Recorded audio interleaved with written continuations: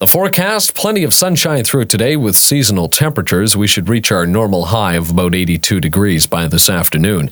I so wish that was the case. It is cold outside, but I'm glad you're here. Let's get going.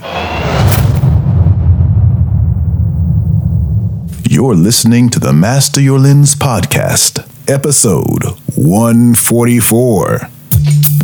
Hey, John Lee Dumas here, the founder and host of EO Fire, and welcome to the Master Your Lens podcast, the photography podcast dedicated to sharing inspiring stories, technical tips, and powerful secrets to help you become a better photographer. And now, your host, Matthew Jordan Smith. Hello, Photography Nation. How you doing?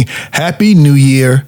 I guess I can still say that. It's January the 8th, 2020. I'm in Las Vegas, and yes, it can get a little chilly here in Las Vegas, but not as cold as where I'm going later this week. Tomorrow, I'm speaking at CES here in Las Vegas. But as soon as I finish, I'm running to the airport to fly to Detroit, Michigan. It's really cold in Detroit. And even though I'm not looking forward to that part, I am looking forward to the shoot that I am doing there. I'll be in studio the entire time, so hopefully it will be warm while I'm in studio. But let me stop complaining about the weather. It's cold everywhere, unless you're in Australia or anywhere on the other side of the equator where it is now summertime. The funny thing about this time of year is the light changes. We all know there's less sunlight during the wintertime, but those are the obvious changes. This month, we're going to be talking about the art of seeing light.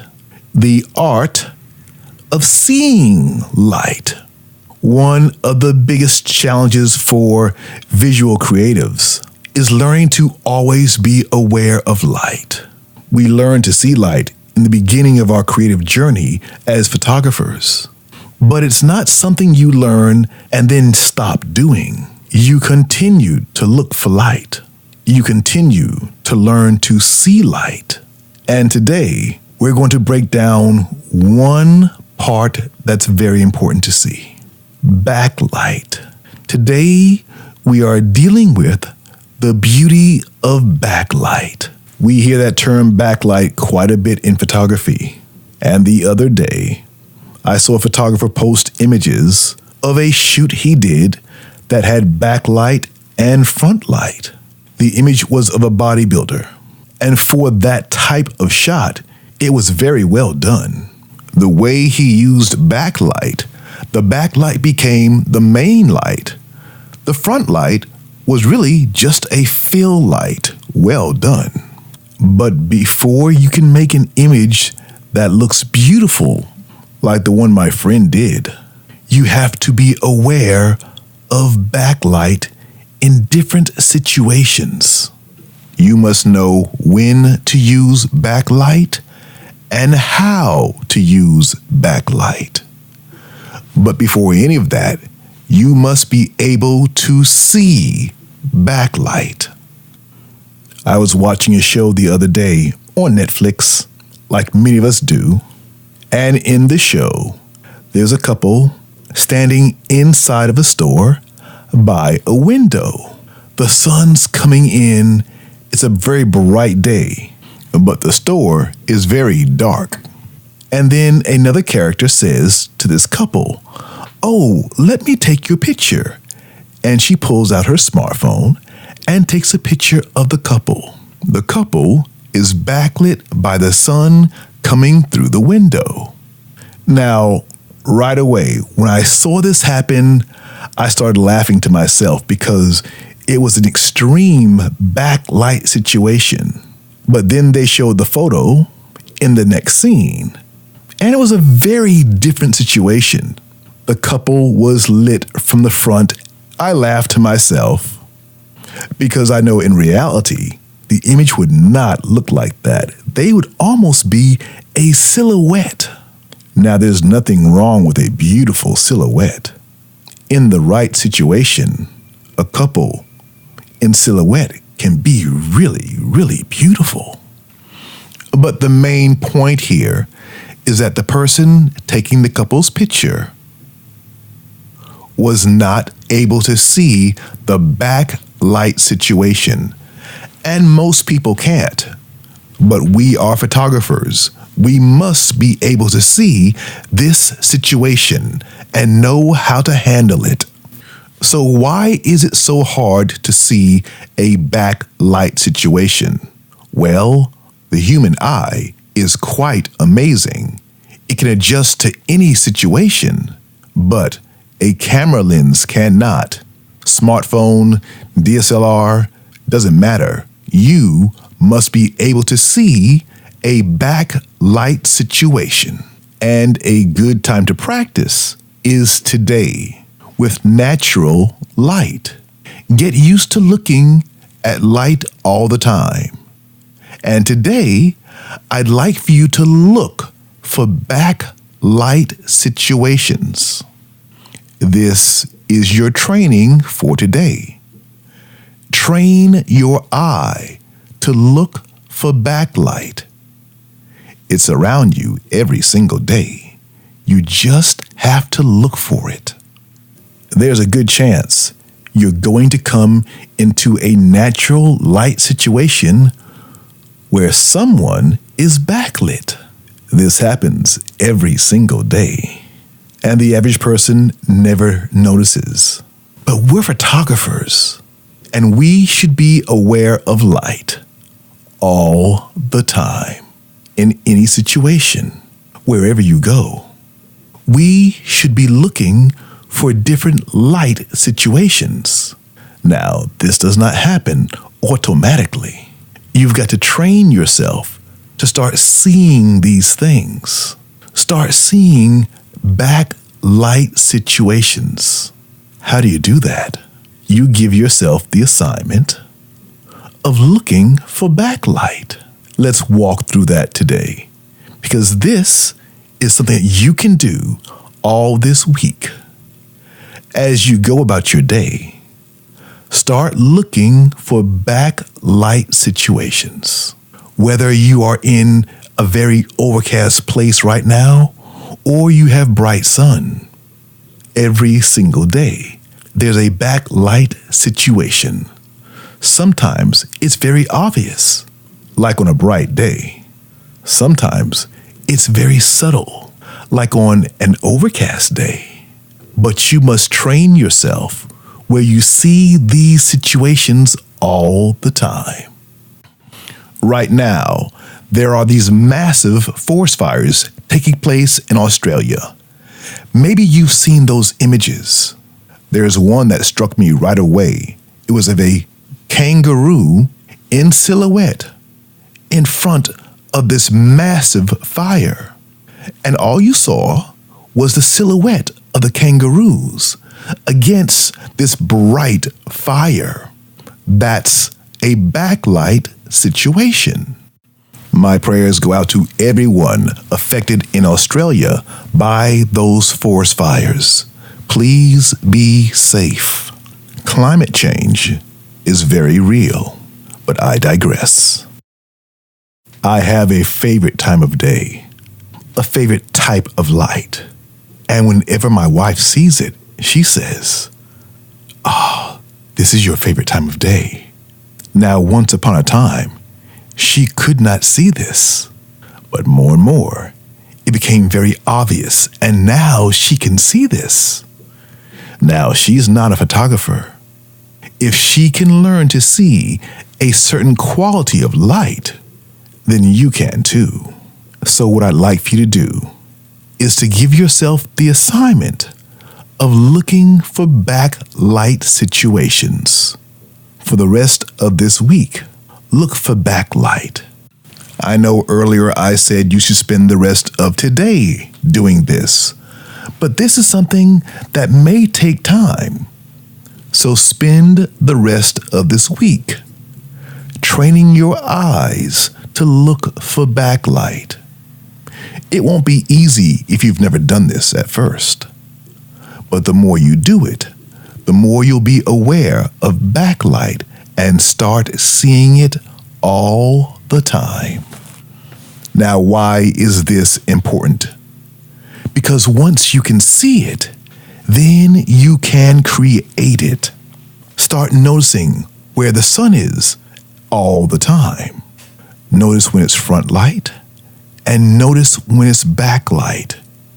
When you see a backlight situation, look deeper into it and then start asking yourself, what makes this backlight situation look this way? Look for the highlights. Look for the shadows. Is there any fill light taking place? Now, I'm talking about natural light. And even in a natural light situation, backlight can look very different. Maybe you're walking down Fifth Avenue in New York City, and the sun is streaming down the street. As you're walking down the street, the sun is right in your face. But all the people walking toward you, they are all backlit. That's a beautiful situation. You'll see a rim of light around them. But they're not in silhouette because the sun's reflecting off the other buildings and giving you a little light in their face. I've seen this many times in big cities, here in Tokyo, in New York, where you walk a lot. I see this all the time. Or maybe you're in Southern California, where it's blue skies, and you're on the beach. And as you're walking down the beach, you see the same situation, backlit. The sun's in your face, but a person walking toward you is backlit. Now, this situation on a beach in Southern California will look very different to that same situation in New York City because you have all that sand reflecting, and the fill is much brighter than it would be on a city street. Still beautiful, but it looks very different. Or maybe you're in Detroit, Michigan, and there's 10 feet of snow. Hopefully, that's not the case when I get there today.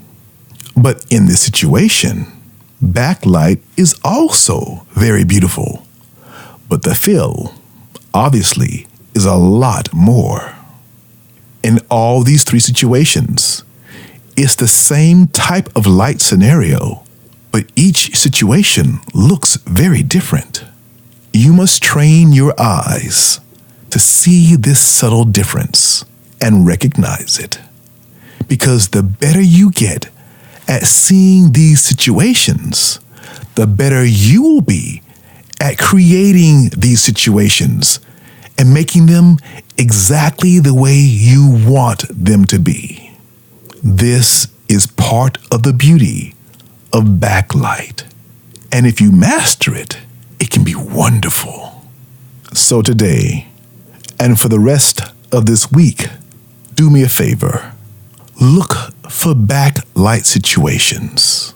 Learn to see the difference. Learn to look not just at the light, but everything that's affecting the light and the shadow. Backlight can be very bright and beautiful. It can also be dark and moody, but you have to have control of that look and decide which backlight look works for you. If you are here in Las Vegas, I want to invite you to come and hear me as I speak at CES 2020. I'll be on the Nikon stage speaking from 10:30 to 11. And before that, I'll be on a panel with other photographers talking about the art of photography. If you are in Las Vegas, I want to invite you to come out to CES and join me at the Nikon stage. I'll be speaking on Thursday morning from 10:30 to 11 and discussing how to elevate your photography in 2020. I'll also be on a panel from 9:45 to 10:15, talking about pro tips for you to use in your photography. But if you're not in Las Vegas, don't worry. You can watch this all live. The Nikon live stream will run every day from January 7th until Friday, January 10th. You can see all the amazing speakers live as it happens from CES 2020. Just go to www.nikonusa.com/live. Again, to watch the live stream, go to www.nikonusa.com/live. If you happen to be at CES 2020, please pop by and say hello. I'll be discussing things that I see at CES 2020 in next week's podcast. But for now, get to work and look for Backlight. This will only make you a better photographer. All right, Photography Nation, that's going to do it for this week's episode of the Master Your Lens podcast. If you haven't already joined our free Facebook group, please come and join. Go to Photography Lighting Ninja on Facebook. That's Photography Lighting Ninja, the Facebook group created to help you become better at your photography lighting. Until next week, always dream big. If you missed the first episode of 2020, do me a favor. Go back and listen to episode 143.